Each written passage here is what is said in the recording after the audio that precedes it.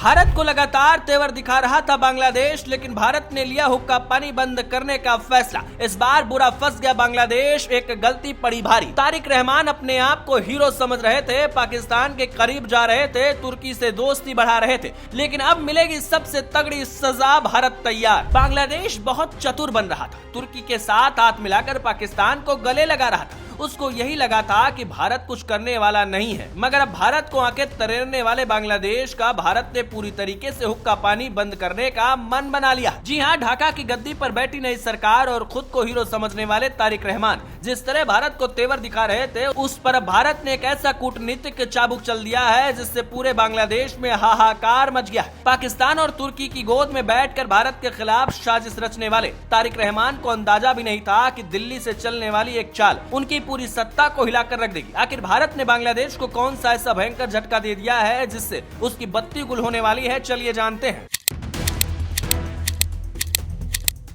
नमस्कार, स्वागत है आप सभी का। आपके साथ मैं हूं ज्योति विनय कपूर। तो दोस्तों, जैसा कि आपको जानते ही हैं कि भारत और बांग्लादेश के बीच इस वक्त कूटनीतिक रिश्ते तनावपूर्ण हैं।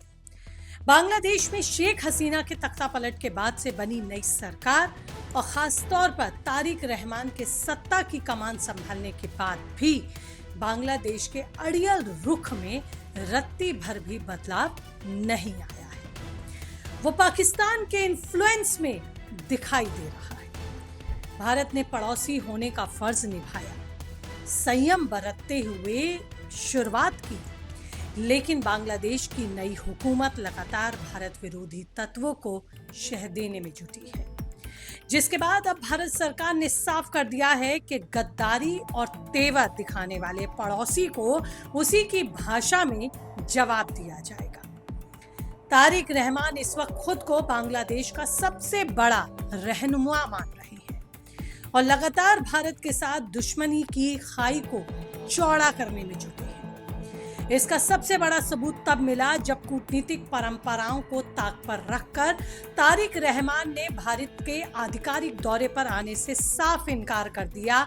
साथ ही खुद को पाकिस्तान से कहा कि हमें भी मक्का डील में शामिल कर।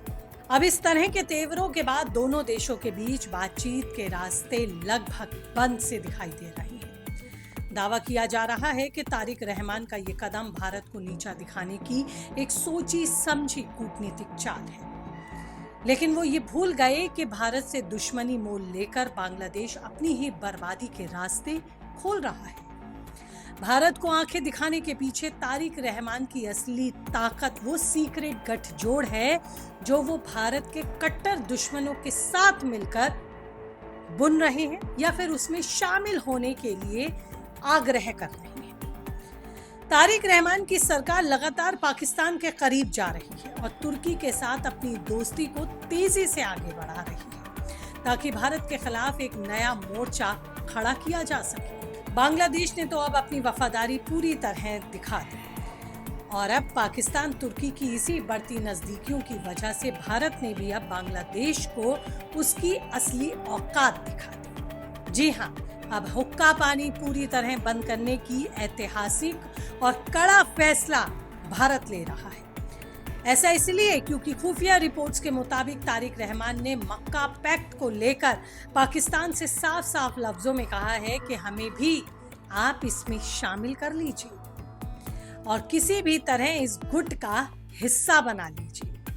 पाकिस्तान के साथ मिलकर इस पैक्ट में शामिल होने की बांग्लादेश की ये छटपटाहट साफ दिखाती है कि वो अब पूरी तरह से भारत विरोधी खेमे में जाने के लिए तड़प रहा है या फिर उसमें शामिल होने के लिए ही रणनीति बना रहा है, जिसने भारत की राष्ट्रीय सुरक्षा के लिए एक बड़ा खतरा पैदा कर दिया है और भारत को भी चौकन्ना कर दिया है। बांग्लादेश की इसी धोखेबाजी का जवाब देने के लिए भारत ने अपना पहला और बड़ा आर्थिक चाबुक भी चला लिया है, जिसने बांग्लादेश सरकार के पसीने छुड़ा दिए हैं।